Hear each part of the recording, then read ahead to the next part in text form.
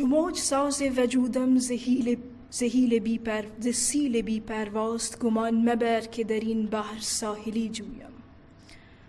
موج کی طرح میرے وجود کا تار و پود جو ہے وہ بے پرواہ یا بے کنار سیلاب سے ہے، یعنی مشکلات سے ہے اور چیلنجز سے ہے. اور تم یہ خیال نہ کرو کہ میں اس سمندر میں رہ کر ساحل کی تلاش کر رہا ہوں. اب موج کا اور ساحل کا اور سمندر کا یہ جو استعارے ہیں یہ اقبال کے کچھ بہت ہی پسندیدہ استعاروں میں سے ایک ہیں، اور اقبال نے اپنا فلسفہ حیات، اپنی فلسفہ زندگی، اپنا فلسفہ حرکت جو ہے اس کو بیان کرنے کے لیے کئی بار اس استعارے کا استعمال کیا.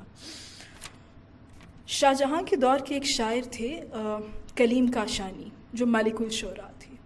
ان کا ایک شعر ہے اور اقبال نے غالباً ان سے اس استعارے کو انسپائر ہو کے لیا ہے. کلیم کاشانی نے لکھا تھا جی موجیم کے آسودگی ما عدم ماست. ہم موج ہیں جس کی آسودگی، جس کا رک جانا اس کا عدم ہے، اس کا نیست و نابود ہو جانا ہے. ما زند ازانیم کے آرام نگیرین. اب موج میں اگر حرکت نہیں ہوگی تو موج تو مٹ جائے گی.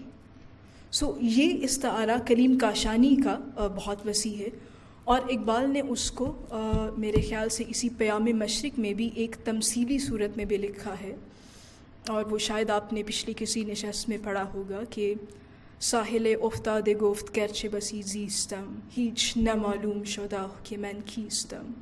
موج ز خود رفته ای تیز حرامید و گفت هستم اگر میروم گر نروم نیستم.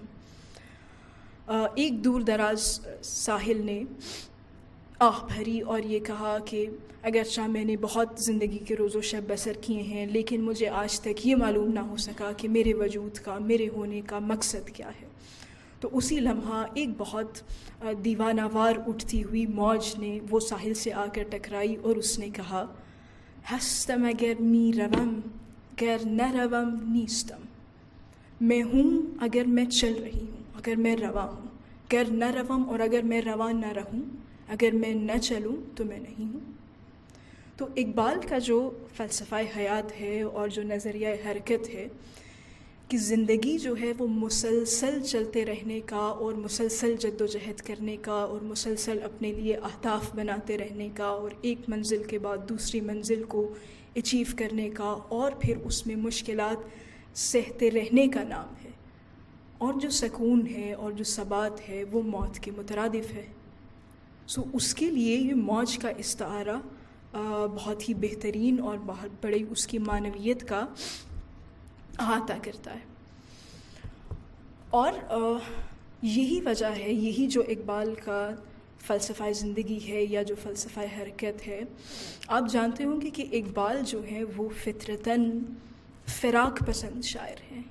اقبال نے وصال کو اتنا پسند نہیں کیا اور نہیں سراہا اور اس کی معنویت پر اتنی بات نہیں کی جتنی فراق پر کی ہے، کیونکہ فراق میں ایک مسلسل سوز، ایک درد و گداز اور اشتیاق اور کوشش اپنے معشوق تر یا جو بھی کت تک پہنچنے کا یا جو بھی آپ کی منزل ہے اور جو بھی آپ کا ہدف ہے، فراق میں وہ سارا سوز و گداز ہے. جب وصال ہو گیا، جب آپ اس معشوق تک یا جو بھی آپ کے مد نظر اور مورد نظر شے ہے یا مقصد ہے اس تک آپ پہنچ گئے اور آپ نے اس پر قناعت کر لی، پھر تو آپ رک جائیں گے. پھر تو آپ کے اندر وہ سوز و گداز باقی نہیں رہے گا جو حالت فراق میں تھا. اس لیے اقبال نے فراق کو زیادہ سراہا ہے. مثلا اقبال کا ایک شعر ہے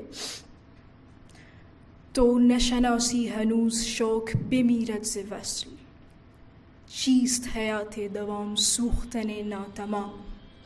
اور تم نہیں جانتے کہ وصل سے شوق مر جاتا ہے، اشتیاق مر جاتا ہے.